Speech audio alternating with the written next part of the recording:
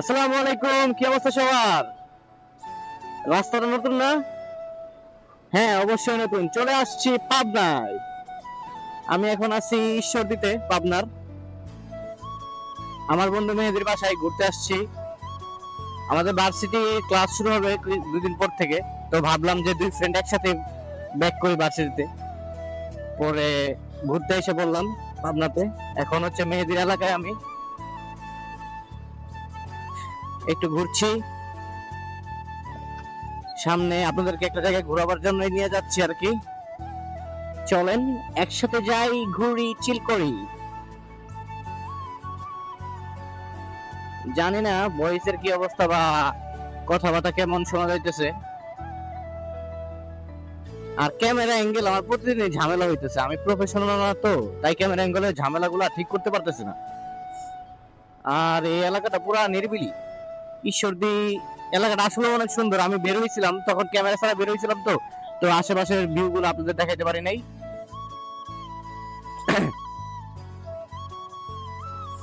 তো এখন আপনাদেরকে দেখানোর চেষ্টা করব।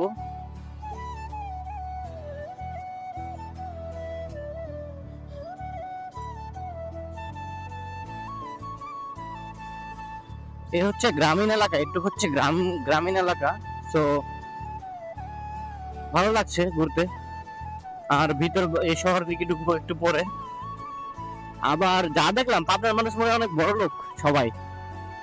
আমগোর দিকে তো বিল্ডিং বাড়ি সব কম কম প্রায়। এনে যা দেখি তাই বিল্ডিং, যা দেখি তাই বিল্ডিং,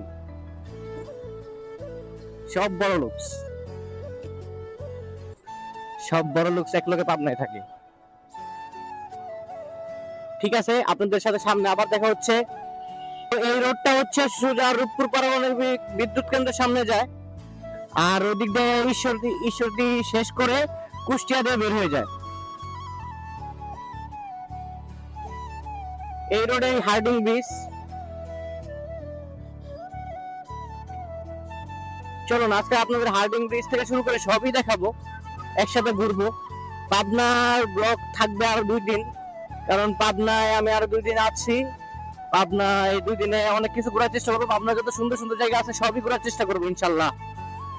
হচ্ছে পাকশি, এই জায়গাটা অনেক সুন্দর।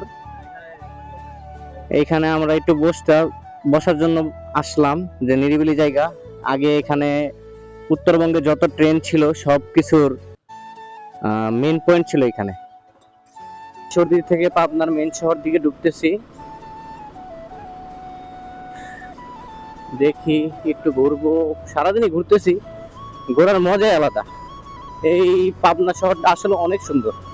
পাবনার সব জায়গায় সুন্দর। আমি যতটুকু যাইতেছি আমি দেখে অবাক হইতেছি যে এত সুন্দর সুন্দর জায়গা। এখানে একটা রেল লাইনের টানেল আছে, railway tunnel 1913 railway tunnel, Rooppur সাঁকো। অন্ধকার, প্রাইভেট কারের একটা উপরে তুলে দিয়েছে।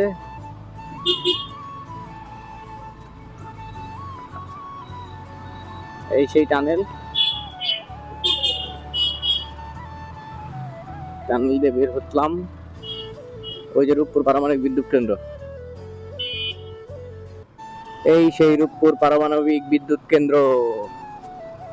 এটা হলো পিছনের সাইড, সুন্দর দেখা যায়। আপনারা দেখতে পাচ্ছেন কিনা জানি না, খুব সুন্দর লাগতেছে।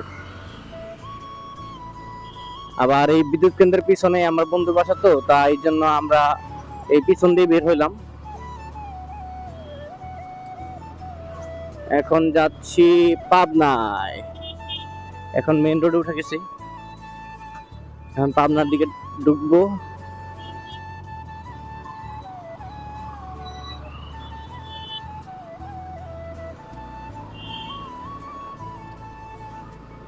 এই সামনে যাচ্ছে আমাদের আরেকটা গাড়ি। আমরা দুই বাইক মিলে টাইনা যেতেছি একটু, কারণ হইলো একটা কাজ আছে।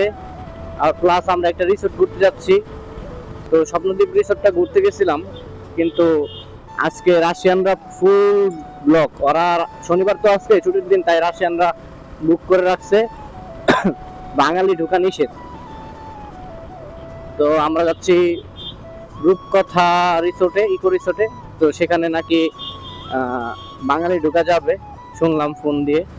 তো ভাবলাম যে একটু ঢুইকা ঘুরা আবার সন্ধ্যার আগে ব্যাক করব এখান থেকে, আপনাদেরকে দেখাবো রিসোর্টটা ঘুরে, সঙ্গে থাকুন।